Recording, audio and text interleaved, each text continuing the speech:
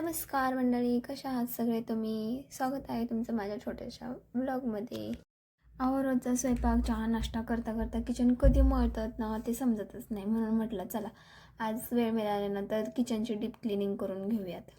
सर्वात आधी तर ओटा रिकामा करून घेतला. म्हटलं रिकामा केल्यानंतर सगळं स्वच्छ नीट करता येईल.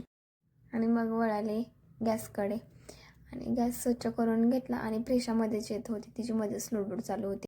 स्टाईलवरती तर इतके तेलकट डाग पडतात ना, आपण फोडणी घातलेले तेलकट उडून इतके डाग पडतात ना, ते वरून पुसून काहीच उपयोग नाही. ते बघवतच नाही की आपण आठवड्यातून एकदा तरी डीप क्लिनिंग करावीच लागते.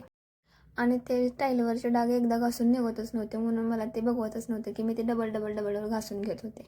मग भांडे घासून घेतले आणि भांडे घासणं तर बायकाच्या आयुष्यामध्ये अशी देवाने दिलेली देण आहे की ती काहीही करा, बायकांनी काहीही करा, जॉब करा, काही करा, भांडे घासावेच लागतात. आणि घरातली सगळे कामं आवरूनच बायकांना कुठेही जायचं म्हणलं तरी वेळ मिळतो. किचन फ्रेश असेल तर मग काम करायलाही तेवढाच उल्हास येतो. किचनमध्ये जाण्याची पण इच्छा होते आणि काम करायला पण पटपट होतात. किचन आवरून सगळं स्वयंपाक करण्यात पण खूप वेगळीच मजा असते, नाही का? किचन वट्ट्याखाली पण भरपूर घाण झाली होती. म्हटलं चला डबे काढले त्याचे बाजूला, तर किचन वट्ट्याखालचं पण सगळं स्वच्छ करून घेऊयात. मग सगळे स्वच्छ करून घेतला आणि मग भांडे जिथे तिथे सगळे लावून घेतले.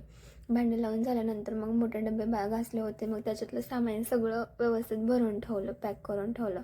आणि मला ना सासूबाईंनी गावाकडून भरपूर कांदे दिलेत आणि ते कांदे ना खराब होत आहेत आणि ते मला समजतच नाही की ते मी कसे स्टोअर करून ठेवू. तर तुम्ही मला प्लीज कमेंटमध्ये सांगा की ते कसे स्टोअर करून ठेवू. आणि हे बघा, आज मी क्लीन केलेलं किचन. कसं वाटते? व्हिडिओ आवडला असेल तर नक्की शेअर करा, लाईक करा आणि सबस्क्राईब करायला विसरू नका. Bye bye.